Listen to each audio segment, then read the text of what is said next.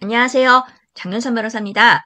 오늘은 공인중개사의 중개대상물 확인 설명 의무에 대해서 인정된 구체적인 사례에 대해서 살펴보도록 하겠습니다. 먼저 진정한 대리인지 여부를 확인할 의무가 있는지에 대해서 서울고등법원이 그럴 의무가 있다는 판시를 했어요. 지금 공인중개사법 25조 1항 중개대상물 확인 설명 의무를 얘기하는 거죠.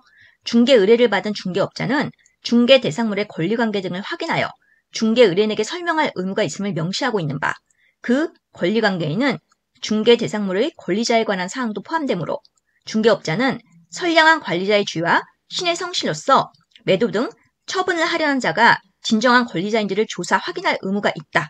따라서 부동산 중개업자가 대리인에 의하여 체결되는 계약을 중개하는 경우 대리인이 진정한 대리인인지도 확인할 주의무가 있다. 이렇게 판시를 했어요. 지금 성관주의 의무, 신의 성실 의무, 중개대상물 확인 설명 의무를 모두 다 설시하고 있습니다. 자, 진정한 권리자 동일인지 여부를 확인할 의무가 있는지 이에 대해서 대원 판례는 또 그럴 의무가 있다고 인정했습니다. 지금 이거는 국법상의 이제 좀 옛날 판례거든요. 국법상 중개대상물 확인 설명 의무를 규정한 그 조항에는 당해 물건의 권리관계에 대해서 중개의뢰인에게 설명할 의무가 있음을 명시하고 있고 위 권리관계 중에는 당해 중개대상물의 권리자에 관한 사항도 포함되어 있다고 할 것이므로 중개업자는 선량한 관리자의 주의와 신의 성실로서 매도 등 처분을 하려는 자가 진정한 권리자 동일인지 여부를 부동산 등기부와 주민등록증 등에 의하여 조사, 확인할 의무가 있다고 할 것이고 그리고 중개업자로서는 매도 의뢰인이 알지 못하는 사람인 경우 필요할 때에는 등기권리증의 소지 여부나 그 내용을 확인, 조사하여 보아야 할 주의무가 있다고 할 것이다. 이렇게 판시했거든요. 그러니까 지금 진정한 권리자 동일인 여부를 확인하기 위해서 부동산 등기부도 보고 주민등록증도 보고 그리고 필요할 때는 등기권리증까지도 확인을 하셔야 됩니다. 잘 기억해 주셔야 돼요. 자, 우리가 그럼 주민등록증 중 신분 확인이나 증표를 제시를 요구할 수 있는지 우리 공인중개사법 25조 2에 조항이 있어요. 그래서 뭐 신분증 같은 거 제시하는 거에 대해서 거부감이 있는 의뢰인이 있다면 법 조항을 얘기를 해주세요. 여기 소유자 등의 확인 조항 있죠? 개업 공인중개사는 중개 업무의 수행을 위하여 필요한 경우에는 중개 의뢰인에게 주민등록증 등 신분을 확인할 수 있는 증표를 제시할 것을 요구할 수 있다. 법 조항에 있어요. 근거 조항이 있고요. 그래서 그런 주민등록증이나 신분증 같은 게 또 위조가 된 건 아닐지 확인할 수 있는 사이트들이 다 있습니다. 주민등록증 진위 확인할 수 있는 전화번호와 사이트가 있고요. 운전면허증 진위 확인할 수 있는 마찬가지로 사이트가 있고 인감증명서 또는 본인 서명 사실확인서 진위 확인을 할 수 있는 사이트가 있습니다. 그러니까 주민등록증이나 인감증명서, 본인 서명 사실확인서는 다 정부24에서 확인이 가능하고요. 그리고 주민등록증은 ARS 전화도 있어요. 운전면허증은 경찰청 교통민원 24에서 확인이 가능합니다. 자, 그럼 근저당권의 피담보 채무액에 대해서 우리가 확인 설명 의무가 있는지. 네, 대법원은 일단 채권 최고액을 조사 확인해서 설명하면 족하고 실제의 피담보 채무액까지 조사 확인해서 설명할 의무는 없다. 이렇게 얘기를 했는데 부동산 중개업자가 이에 그치지 않고 실제의 피담보 채무액에 관한 그릇된 정보를 제대로 확인도 하지 않은 채 마치 그것이 진실인 것처럼 의뢰인에게 그대로 전달하여 의뢰인이 그 정보를 믿고 상대방과 계약에 이르게 되었다면 부동산 중개업자의 그러한 행위는 선량한 관리자의 주로 신을 지켜 성실하게 중개행위를 하여야 할 중개업자의 의무에 위반된다. 이렇게 얘기했어요. 그러니까 실제 피담보 채무액에 관한 그릇된 정보를 제대로 확인도 안 하고 전달을 하시면 중개대상물 원래 확인 설명 의무 대상이 아니지만 지금 성관주의 의무 그리고 신의 성실 의무 이거를 위반했다고 하고 손해배상 책임을 인정하고 있습니다. 그래서 잘 기억하셔야 돼요. 자, 그 다음에 다가구 주택 우리 사고 많이 나죠. 다가구 주택 중개 시 유의사항에 대해서 지금 대법원 판례를 살펴보면 이제 어떤 걸 내가 유의했구나 잘 알 수 있어요. 자, 임대 의뢰인에게 다가구 주택 내에 이미 거주해서 살고 있는 다른 임차인의 임대차 계약 내역 중 개인정보에 관한 부분을 제외하고 임대차 보증금, 임대차의 시기와 종기 등에 관한 부분의 자료를 요구해서 이를 확인한 다음 임차 의뢰인에게 설명하고 자료를 제시해야 할 텐데요. 그렇게 하셔야 되고 그리고 우리 중개대상물 확인 설명서의 중개 목적물에 대한 실제 권리관계 또는 공시되지 아니한 물건의 권리사항란 있죠. 그 란에 그 내용을 기재하여 교부하여야 할 의무가 있고 만일 임대 의뢰인이 다른 세입자의 임대차 보증금, 임대차의 시기와 종기 등에 관한 자료유기에 불응한 경우에는 그냥 뭐 자료유기에 불응한다 그 내용을 중개대상물 확인 설명서에 기재해야 할 의무가 있다고 했어요. 의무가 있다고 했으니까 이 의무에 위반하면 당연히 손해배상 책임이 발생하겠죠. 지금 부동산 등기부에 기재된 근저당권의 채권액을 고지하고 임대차 계약서의 특약사항에 이를 기재하였으나 다가구 주택에 거주하던 다른 임차인의 임대차 보증금 액수, 임대차 계약의 시기와 종기 등에 관한 사항을 확인하여 설명하지 않았고 근거자를 제시하지도 않았으며 중개대상물 확인 설명서의 실제 권리관계 또는 공시되지 아니한 물건의 권리사항란에도 이를 기재하지 않았는데 그래서 결국 이제 배당을 못 받게 됐다 이거죠. 그러니까 이 부분에 있어서는 손해배상 책임이 인정된다고 판시를 했습니다. 그러니까 판례 내용을 보면 어떤 부분을 유예했나 하는 걸 잘 알 수 있어요. 그 다음에 또 다른 판례에서는 공인중개사가 자기가 조사, 확인하여 설명할 의무는 없으나 중개 의뢰인이 계약을 맺을지를 결정하는 데 중요한 사항에 관하여 그릇된 정보를 진실인 것처럼 그대로 전달하여 중개 의뢰인이 이를 믿고 계약을 체결하도록 한 경우에는 선량한 관리자의 주의로 신의를 지켜 성실하게 중개해야 할 의무를 위반한 것이 된다. 그래서 임대인이 알려준 선순위 보증금 합계액을 그대로 기재하면서 임대인이 관련 자료 제공을 거부했다는 사실을 적었는데 이는 기존 임차인들의 실제 보증금 합계액에 크게 못 미치는 금액이었고 결국은 공인중개사의 손해배상 책임을 인정하였습니다. 다가구 주택의 임대차 계약 시 임대인이 알려준 정보를 그대로 기재해서 그 정보가 잘못된 정보였을 경우에는 성간 주의 의무는 신의 성실 의무 위반을 인정을 하고 있어요. 그래서 다가구 주택의 임대차 계약 시에는 임대인에게 객관적인 정보를 요구하셔야 되고요. 임대인이 그 자료 제출을 거부할 경우에는 그냥 임대인이 자료 제출 거부함이라고만 기재하고 임대인이 임의로 제출한 객관적이지 않은 자료는 첨부하지 않으시는 게 좋습니다. 자, 그 다음에 이것도 다가구 주택에 관한 사안인데요. 임대인이 스스로 작성한 임대차 관계 확인서를 줘서 그걸 첨부해버렸어요. 그러니까 객관적인 자료가 아닌 거죠.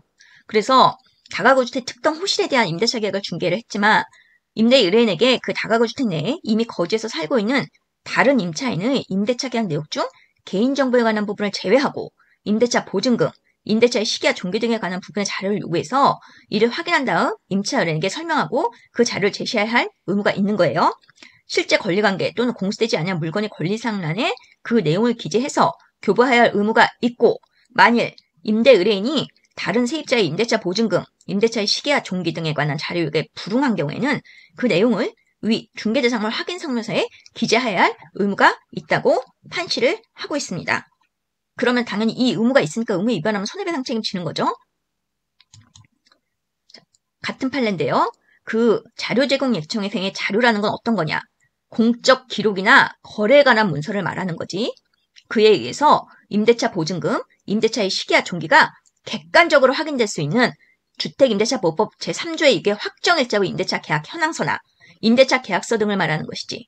이러한 객관적 자료 첨부 없이 임대 의뢰인 자신의 설명 자체나 그 설명을 그대로 기재한 문서는 여기 자료에 해당하지 않는다고 했어요. 그러니까 어떤 자료를 제시하고 첨부해야 되는지 여기 잘 나와 있으니까 꼭 기억하세요. 왜냐하면 거래 상대방은 정보를 독점하고 있고 권리관계를 감추거나 과장해서 설명할 위험이 있기 때문에 그 거래 상대방 말을 그대로 믿으면 안 된다는 거예요. 그래서 공인중개사가 임대인의 설명을 그대로 전달하는 것만으로 위 법령의 목적을 전혀 달성할 수가 없어 그 의무가 이행된 것으로 평가할 수 없다. 그러니까 임대인 말만 그대로 믿지 말라는 거예요. 잘 기억하셔야 됩니다. 자, 원고들, 그러니까 임차인들은 근저당권이 설정되어 있음을 확인을 받았었어요. 그리고 객관적인 자료 제공 적극적으로 요청하면서 위험을 스스로 방지할 수 있었는데 그렇게 안 했다는 거죠. 그리고 어쨌든 뭐 거래 물건에 관한 권리관계 현황의 확인은 어디까지나 계약 당사자 본인에게 1차적인 책임이 있고 임대 의뢰인의 공인중개사들로부터 임대차 내역 확인서를 제공받았고 그 내용이 매우 구체적이어서 이를 신뢰할 만한 사정이 있었고 그리고 공인중개사님들이 중개로 받은 보수가 20만 원 정도의 수익이 불과해서 결국 공인중개사님들의 책임을 30%로 제한을 했어요. 그러니까 이런 책임 제한 사연이 있기 때문에 과실상계는 됐지만 어쨌든 보증금 자체는 몇 천만 원씩 하니까 거기서 30%면 큰 돈이죠. 이거 잘 기억하셔야 돼요. 자, 그럼 우리는 시세에 대한 확인 설명 의무가 있는가? 또 마찬가지로 있다는 판례가 있어요. 의뢰인이 요구하는 경우에 중개업자가 업무를 통하여 이미 인지하고 있거나 통상 조사할 수 있는 방법을 통하여 확인할 수 있는 범위 내에서는 신의 성실로서 목적물의 시세를 설명해 줄 의무가 있다. 했죠. 중개업자가 시세에 관한 그릇된 정보를 제대로 확인도 하지 않은 채 마치 그것이 진실인 것처럼 의뢰인에게 그대로 전달해서 의뢰인이 그 정보를 믿고 상대방과 계약에 이르게 되었다면 선량한 관리자의 주의로 신의를 지켜 성실하게 중개행위를 하여야 할 중개업자의 의무에 위반된다고 했어요. 그래서 중개대상물에 대한 권리관계와 시세에 관한 확인 설명 의무를 소리했다. 그래서 또 손해배상 책임을 인정했고요. 그 책임의 범위는 40%로 제한은 되었습니다. 어쨌든 우리 시세도 정확하게 확인해서 설명해 주셔야 된다는 거 꼭 잊지 마시고요. 그리고 불법 건축물에 대해서도 확인 설명을 해줘야 되나? 또 그래도 해줘야 된다는 판례가 있습니다. 불법 건축물을 알게 된 중개업자로서는 단순히 이 사실을 알리는 정도에 그칠 것이 아니라 이런 부동산을 취득할 경우 불이익 내용에 대해서도 정확히 알려줄 업무상 주의무가 있대요. 그러니까 이거 불법 건축물이다 여기서 끝나면 안 되고 이런 걸 취득하면 뭐 이행강제금이 부과될 수 있어요. 잘못하면 철거될 수 있어요. 이런 내용에 대해서도 정확히 알려줘야 된대요. 그리고 매수인이 무단 증축된 부분이 있다는 사실을 알면서 주택을 매수하였다고 하더라도 이러한 사정은 과실상계에서 고려될 뿐이고 중개인의 설명 의무가 면제되는 것은 아니라고 했습니다. 무섭죠? 그러니까 이거 잘 기억하셔야 돼요. 불법 건축물. 그리고 이제 상가 권리금에 대한 대법원 판례가 있어요. 일단 이 사안은 사실관계를 좀 살펴봐야 돼요. 피고일은 소유자로부터 이상권 상장을 입찰해서 약국을 운영하고 있는데 2년마다 임대차 계약이 갱신된 상황에서 소유자에게 부탁해서 임차인 명의를 아들로 변경을 했었어요. 피고 2는 피고 3이 운영하는 공인중개사무소 직원으로 원고는 이제 양수받은 사람이에요. 원고가 이 사건 상가 임차권을 양수하고 권리, 시설 양수 양도 계약을 체결하는 것을 중개했고 피고 3은 중개업자란에 서명 날인을 했어요. 원고가 계약상의 금원을 다 지급하고 이 사건 상가에서 약국을 운영하고 있었는데 피고 1은 임대인에게 임차권 양도에 대한 동의를 얻지 못한 상황에서 소유자에게는 임차인 명의만 친척의 원고 명의로 변경해달라고 부탁해서 그러니까 속인 거죠. 임차인이 원고로 된 임대차 계약서를 원고에게 교부했어요. 그러니까 원고는 본인 명의로 임대차 계약이 됐으니까 본인 당연히 적법하게 다 임차권이 양도됐다고 생각했겠죠. 그런데 소유자가 임차인 명의만 변경된 것이 아니라 원고가 실제 이 사건 상가에서 약국을 운영하는 것을 알고 원고에게 이 사건 상가 인도를 요구했습니다. 그러니까 지금 임차권 양도에 대한 동의를 얻지 못한 상황이니까 당연히 지금 원고는 뭐 소유자가 나가라 그러면 나가야 되는 상황이죠. 이렇게 계약이 된 상황이었어요. 자, 판시 내용 보겠습니다. 자, 대법원 판례예요. 자, 권리금 계약이 임차권 양도 계약과 결합하여 전체가 경제적, 사실적으로 일체로 행하여진 것으로서 어느 하나의 존재 없이는 당사자가 다른 하나를 의혹하지 않았을 것으로 보이는 경우에는 그 계약 전부가 하나의 계약인 것과 같은 불가분의 관계에 있다고 보아야 한다. 그렇죠. 임차권 양도하면서 권리금 계약 같이 하니까 이건 불가분의 관계에 있는 계약이라고 했어요. 그래서 공인중개사가 거래 당사자에게 교부하는 중개대상물 확인 설명서 서식에는 중개대상물의 권리관계란에 등기부 기재사항 이외에 실제 권리관계 또는 공시되지 아니한 물건의 권리사항란을 기재하여야 하고 여기에는 상가 건물 임대차 보호법에 따른 임대차가 포함된다 했어요. 그래서 의뢰인이 상가 임대차법에서 정한 대항력, 우선 변제권 등의 보호를 받을 수 있는 임대차에 해당하는지를 판단하는 데 필요한 상가 건물의 권리관계 등에 관한 자료를 확인, 설명해야 할 의무가 있다. 이렇게 판시했어요. 그러므로 중개업자가 고의나 과실로 이러한 의무를 위반하여 의뢰인에게 재산상의 손해를 발생하게 한 때는 이를 배상할 책임이 있다. 어떤 내용인지 아시겠죠? 사실 어떻게 보면 임차인이 속인 거니까 임차인이 나쁜 건데 중개를 했던 뭐 중개보조원도 그렇고 중개사님도 그렇고 같이 책임을 지게 된 사안이에요. 자, 그 다음에 신탁부동산에 대한 확인 설명 의무를 또 보겠습니다. 신탁부동산에 대해서도 사고가 많이 나죠. 자, 국제신탁이 이 사건 건물의 소유자였어요. 근데 원고가 체결한 이 사건 임대차 계약은 임대인인 이땡땡의 소유가 아닌 부동산에 관한 것이고 국제신탁의 사전 승낙을 받지 않냐고 임의로 체결한 임대차 계약은 소유자인 국제신탁에게 효력을 주장할 수 없다는 사실을 성실, 정확하게 설명할 의무가 있는데 중개업자가 고의나 과실로 뭐 이러한 의무를 위반하면 당연히 손해배상 책임이 있겠죠. 그러니까 지금 수탁자, 국제신탁의 사전 승낙을 받지 아니하면 이 임대차 계약은 국제신탁에게 효력을 주장할 수 없다. 이런 사실까지 정확하게 설명을 해주셔야 된다는 거예요. 임대인이 이땡땡 소유자가 아닌 사실을 알고 있었던 점, 이 사건 임대차 계약의 당사자는 원고와 이땡땡이어서 이땡땡에게 1차적인 임대차 보증금 반환 의무가 있는 점, 부동산 임대차 계약을 체결한 중개인이 임대인의 자력까지 담보하는 것은 아닌 점, 이 사건 임대차 계약 기간은 24개월인데 국제신탁의 원고에 대한 선언, 인도 청구했겠죠?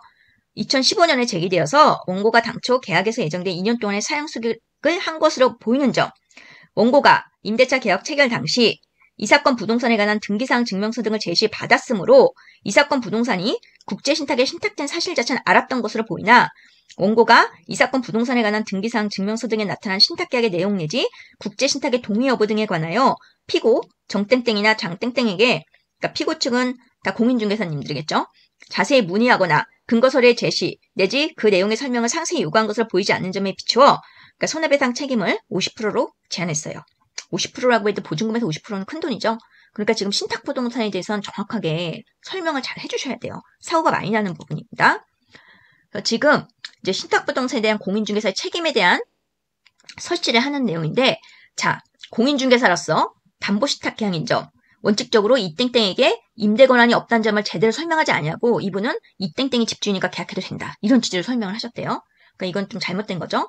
그리고 국제신탁에 대해서 사전 승낙 여부를 확인했다고는 하지만 그 사전 승낙 여부 확인 여부를 알 수 있는 객관적인 자료가 전혀 없었어요. 그러니까 말로만 그렇게 얘기를 한 거죠.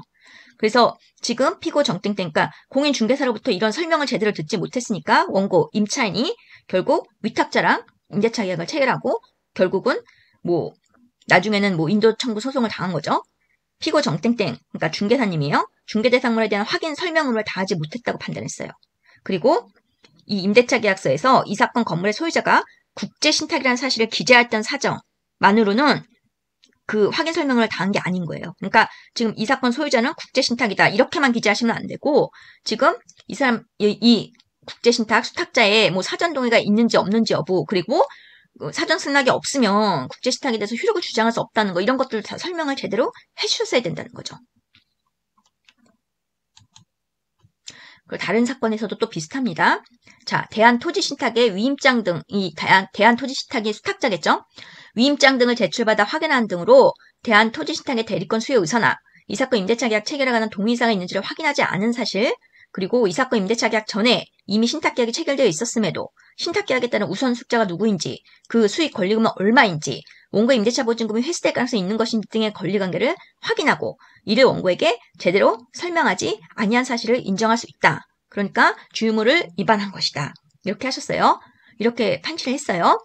그래서 중개를 위임한 거래 당사자 본인이 본래 부담하는 거래관계에 대한 조사, 확인 책임이 중개업체에게 전적으로 귀속되고 거래 당사자가 책임에서 벗어나는 것은 아니기 때문에 그래서 과실상계를 한다는 내용이에요. 그래서 원고, 그러니까 임차인 역시 대한토지신탁이 임대인인 사실을 알았거나 알 수 있었음에도 이 사건 부동산에 관한 등기사항 증명서에 나타난 신탁계약의 내용 내지 대한토지신탁의 위임 여부에 관하여 이제 피고들, 중개사들에게 자세히 문의하거나 근거서류의 제시 내지 그 내용의 설명을 상세히 요구한 것으로 보이지 아니하는 점, 부동산 임대차 계약을 체결한 중개인이 임대인의 자유까지 담보하는 것은 아닌 점 등에 비추어 어쨌든 피고들, 중개사 측이죠. 손해배상 책임을 60% 제한한다. 벌써 이제 50% 넘게 60%가 인정됐기 때문에 지금 중개사님들의 과실비를 많이 잡은 거죠. 이건 사안에 따라서 조금씩 다를 수 있는데 거의 손해배상 책임에 대해서는 과실상계가 이루어지기는 하거든요. 그래서 적게는 30%, 많게는 70%까지도 인정이 되기 때문에 하여간 많이 주의를 하셔야 됩니다. 그래서 오늘은 이렇게 공인중개사의 중개대상물 확인 설명 의무의 이제 구체적인 사례들, 어떤 경우에 인정이 되고 판례는 어떤 내용을 설치하면서 어떻게 뭘 확인하고 뭘 설명해야 되는지를 공부를 했어요. 오늘 강의 시청해 주셔서 진심으로 감사드립니다. 좋아요, 구독 눌러주시면 저에게 많은 힘이 됩니다. 다음 시간에 또 뵐게요.